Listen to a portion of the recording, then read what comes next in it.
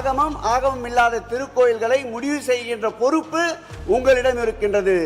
ஆகவே பெரியார் நெஞ்சில் தைத்த முல்லை அகற்றிய எங்கள் தளபதி அவர்களும் காட்டிய வழியில் இந்த அரசு செயல்பட்டு அனைத்து ஜாதியினம் அர்ச்சகராம் திட்டத்தின் கீழ் அர்ச்சகர் நியமிக்க நீங்கள் நடவடிக்கை எடுக்க வேண்டும் என்று கேட்டுக்கொள்கிறேன். கேஸ போட்டது யாருன்னு தெரியும். 5 வருஷம் கவர்மெண்ட்ல அவங்க இருந்தாங்களா, ஆனா அந்த கேஸை வெற்றி பெறவே முடியாதான்.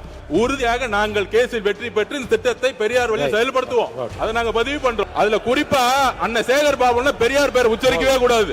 அப்புறம் ஏங்க ஒரு தலித்த கூட பள்ளிக்கல்வித்துறை அமைச்சரா இத்தனை வருஷத்துல நீங்க ஆக்கவே இல்ல? இதுதான் உங்களுடைய சமூக நீதியா? எப்போதுமே நாங்க தான் செஞ்சோம் நாங்களே எங்களை ஏதோ வாங்கக்கூடிய நிலையில அப்படி தாழ்த்தி பார்க்க கூடாது. அது கடமை, ஒவ்வொரு அரசின் கடமை. ஒடுக்கப்பட்ட மக்களுக்கு வேலை செய்வது கடமை. இன்னைக்கு இந்த சமூகத்திலிருந்து ஒடுக்கப்பட்ட சமூகத்திலிருந்து இத்தனை பேர் வந்துட்டாங்க, இவ்வளவு பேர் வந்துட்டாங்க. நாங்க போட்ட பிச்சைன்னு சொன்னதை மறக்க முடியுமா? யாருக்கும் பிச்சை போட வேண்டிய அவசியம் இல்லை. பாபா சாஹேப் அம்பேத்கர் கொடுத்த உரிமையில் நாங்கள் வாழ்ந்து கொண்டிருக்கிறோம். கருத்தை எதிர்கொள்ளுங்க. நீங்க கொடுத்து வாங்க வேண்டிய நிலைமையில நாங்க இல்ல. எல்லோருக்கும் எல்லாம். இது அம்பேத்கர் எழுதி வைத்த சட்டம். இதை செய்ய வேண்டியது கடமை. சூப்பரா இருக்கு அம்மா, எனக்கு இதோட சீக்கிரம் தெரியும். Chocolate sweetened condensed milk from Milky Mist. Aachi கொழுக்கட்டை மாவு வந்தாச்சு. ஆச்சி கொழுக்கட்டை மாவிற்கு கொழுக்கட்டை அச்சை கேட்டு வாங்குங்கள்.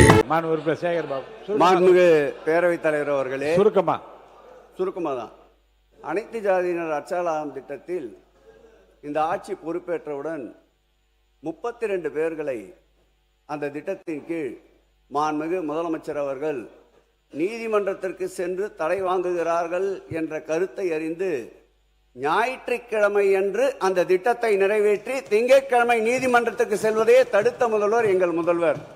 அதன் பிறகு ஏன் வழங்கவில்லை தொடர்ந்து என்று மாண்புமிகு பொதுப்பணித்துறை அமைச்சர் கேள்வி எழுப்பினார். உடனடியாக நல்மனம் படைத்தோர் உச்சநீதிமன்றத்தை அணுகுகிறார்கள்.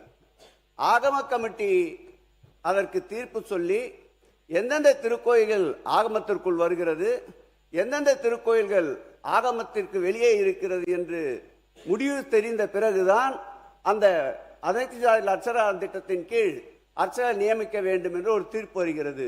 அது உயர்நீதிமன்றமே நேரடியாக இருவரை அந்த கமிட்டிக்கு தலைவராகவும் உறுப்பினராகவும் நியமிக்கின்றார்கள். அரசின் சார்பில் 3 பேர் நியமிக்கப்படுகிறார்கள். சமீபத்தில் கூட நம்முடைய பொதுப்பணித்துறை அமைச்சர் பார்க்கலாம், உச்சநீதிமன்றத்தில் அந்த ஆகம கமிட்டி இறுதி செய்ய வேண்டும் என்ற வழக்கு வந்த போது 6 மாத காலம் நீங்கள் மீண்டும் அதற்கு நேரத்தை கேட்டிருக்கின்றீர்கள்.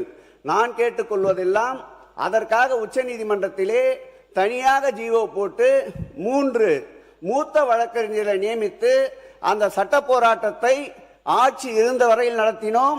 இந்த ஆட்சிக்கு பிறகும் அந்த சட்ட போராட்டத்தை நாங்கள் நடத்த தயாராக இருக்கின்றோம்.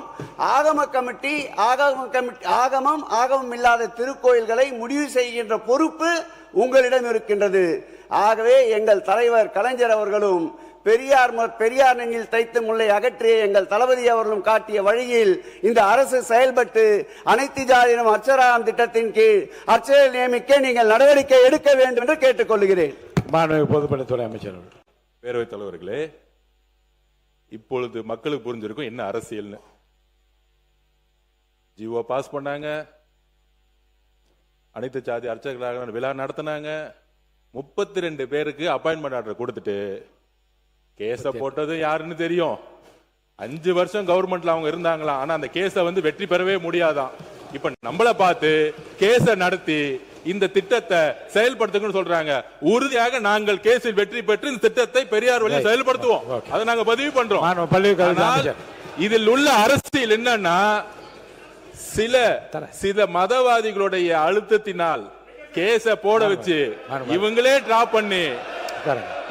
டிராப் பண்ணி அதுல குறிப்பா அண்ணன் சேகர் பாபுன்னு பெரியார் பேர் உச்சரிக்கவே கூடாது, எங்களுக்கு தெரியும். அதனால இந்த போன ஆட்சி பெரியார் பெயரை பெயரளவுக்கு சொல்லிட்டு அனைத்து ஜாதி அர்ச்சகர் திட்டத்தை கைவிடப்பட்டுட்டாங்க. 5 வருஷம் சுப்ரீம் கோர்ட்ல ஜெயிக்கவே இல்லை இந்த கேஸ்ல. ஜஸ்ட் எல்லாமே பேப்பர்ல தான் இருக்கு. எந்த திட்டமா இருந்தாலும் பேப்பர்ல தான் இருக்கு. அப்படிங்கறத நான் பதிப்பிட்டேன். அதுக்கு ஒரு மக்களுக்கு முன்னுதாரணம் இந்த திட்டம் தான். பள்ளிக்கல்வித்துறை அமைச்சர் அவர்கள், பள்ளிக்கல்வித்துறை அமைச்சர் இதோட முடிக்கணும். பள்ளிக்கல்வித்துறை அமைச்சர் அவர்கள் உட்காருங்க. பேரவைத் தலைவர் அவர்களே, அவர் பேசிட்டு உட்காருங்க. இந்த எல்லா பிரச்சனையும் எங்க ஸ்டார்ட் ஆகுதுன்னா அவர் பேசுறாரு, உட்காருங்க. திமுக சட்டமன்ற உறுப்பினர் பேசுகிற போது அவர் பேசிட்டுங்க, உட்காருங்க. உட்காருங்க, நான் பேசணும்னா பேசுங்க, உட்காருங்க. நீ பள்ளிக்கல்வித்துறை அமைச்சர் பேசுங்க. உறுப்பினர் அனுப்புறங்க, உட்காருங்க. தருவா, அனுமதி தர, உட்காருங்க. உட்காருங்க. அனுமதி தர, உட்காருங்கன்னு சொல்றேன்ல. அனுமதி தர போறேன். அடுத்தது அன்பழகன் சாலை தருவேன். அது மாதிரி சேகர் பாபு உட்காருங்க. நீங்க பேசுங்க சார். மாண்புமிகு பேரவைத் தலைவர் அவர்களே, இதெல்லாம் எங்க ஸ்டார்ட் ஆச்சுன்னா சட்டமன்ற உறுப்பினர் பேசுகிற போது சமூக நீதித்துறை அமைச்சர் இதை சொல்லிட்டாருன்னு சொல்லிட்டு தாங்கள் என்னெல்லாம் செஞ்சோம், அதை செஞ்சோம், எதை செஞ்சோம்னு பெருசா சொல்லிக்கிட்டே போனார். உண்மையிலேயே அனைத்து சாதியை சேர்ந்தவங்களை அர்ச்சனகர் ஆக்கணும் அப்படின்னு அவங்க வந்து சொல்றாங்க. அனைத்து சாதியை சார்ந்தவங்களை அர்ச்சகராக்குனாங்க. சரி, அப்புறம் ஏங்க ஒரு தலித்த கூட பள்ளிக்கல்வித்துறை அமைச்சரா இத்தனை வருஷத்துல நீங்க ஆக்கவே இல்ல? இதுதான் உங்களுடைய சமூக நீதியா? உயர்கல்வித்துறை அமைச்சர் அவர் இருந்தாரு, ஏன் பள்ளிக்கல்வித்துறை அமைச்சரா ஆகல? ஒண்ணு. ரெண்டாவது அதெல்லாம் செஞ்சதா சொன்னாங்கல்ல, அது கடமை. எப்போதுமே நாங்க தான் செஞ்சோம், நாங்க தான் செஞ்சோம், எங்களை ஏதோ வாங்கக்கூடிய நிலையில அப்படி தாழ்த்தி பார்க்க கூடாது. அது கடமை, ஒவ்வொரு அரசின் கடமை.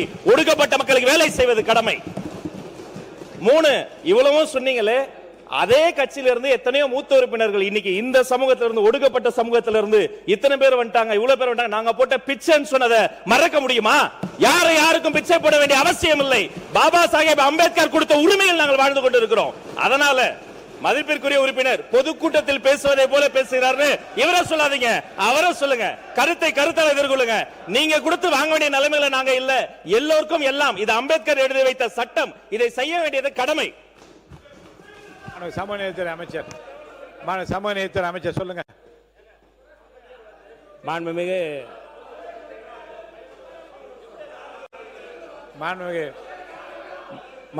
பேரவைத் தலைவர் அவர்களே, கேட்கிறேன். மாண்புமிகு பள்ளிக்கல்வித்துறை அமைச்சர், நீங்க இந்த பிச்சை என்ற வார்த்தை கேட்கறேங்க, உட்காருங்க. கேட்கிறேன். மாண்புமிகு இந்த பிச்சை என்ற வார்த்தை எங்க இருந்து எடுத்தீங்க? மாண்புமிகு பேரவைத் தலைவர் அவர்களே, அவர்கள் கட்சியை சார்ந்த RS பாரதி அவர்கள் ஒரு கூட்டத்தில் இப்படி பேசி அதற்காக அவர் வருத்தமும் தெரிவித்திருக்கிறாரு. வரலாறு அன்னைக்கு அப்படிதான் முஸ்தபா பேசும்போதும் கூச்சல் குழப்பத்தை ஏற்படுத்தி அப்படி ஒன்று நடக்கல, நீங்க ஆதாரத்தை கொடுத்தார். தேவைப்பட்டால் சபாநாயகருக்கு நான் ஆதாரத்தை தருவேன். முஸ்தபா சொன்னதும் உண்மை, இந்த ராஜமுகன் சொன்னதும் உண்மை. ஒடுக்கப்பட்ட மக்களுக்கு வெற்றி தலைவர் வாழ்க்கையில தான் ஒரு விடிவுகளை மறுவதும் உண்மை. மான் உறுப்பினர் இருங்க. மான் உறுப்பினர் பொதுக்கூட்டத்தில் நானே சொல்றேன். இல்ல மான் உறுப்பினர், நீங்க சொன்ன கருத்து வந்து விமர்சனத்துக்குள்ளாகி அவர் கட்சி தலைமையை கூட அதை வந்து கண்டித்து இருங்க. அந்த பிரச்சனை முடிவு கொண்டு வந்த பிரச்சனை, அதை பற்றி பேசாமல் ஆக்கப்பூர்வமாக அடுத்த கட்டத்துக்கு என்ன செய்யலாம் என்று பற்றி நான் பேசலாம். முடிஞ்சிச்சே.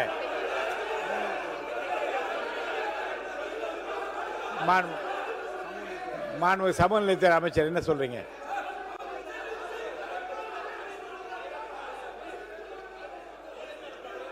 நீங்க பேசுறீங்களா? மாண்புமிகு உறுப்பினர் KN நேரு அவர்கள் பாருங்க. வாபஸ் வாங்க சொல்லுங்க. மாண்புமிகு பேரவைத் தலைவர் அவர்களே, உட்காருங்க. மாண்புமிகு பேரவைத் தலைவர் அவர்களே, வெளியிலே பேசியதெல்லாம் சட்டமன்றத்திலே கொண்டு வந்து இங்க இருக்கிற அமைச்சர்களோ உறுப்பினர்களோ பேசியிருந்தால் பரவாயில்லை. வெளியிலே ஏதோ பேசியதை எங்களுடைய கட்சி தலைமையை கண்டித்திருக்கேன்.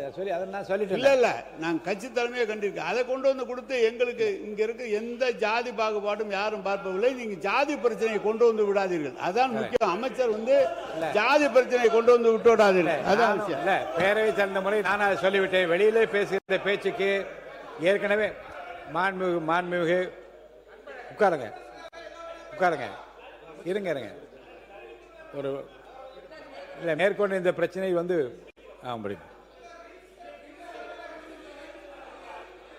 மாண்புமிகு பேரவைத் தலைவர் அவர்களே, அண்ணன் சொன்னது போல நம்ம சமூக நீதி அமைச்சரும் இங்க எதுவுமே சொல்லல. அவர் ஒரு நேர்காணலில் வெளியில் சொன்னதை எடுத்து வந்து இவர் பேசுகிற போது, நீங்கள் வெளியில் சொன்னதையெல்லாம் நாங்கள் பேச ஆரம்பித்தால் நாடு தாங்காது, நீங்களும் தாங்க மாட்டேங்கிறதுக்காக தான் சுட்டி காமிச்சேன். மற்றபடி எதையும் நான் சொல்லல.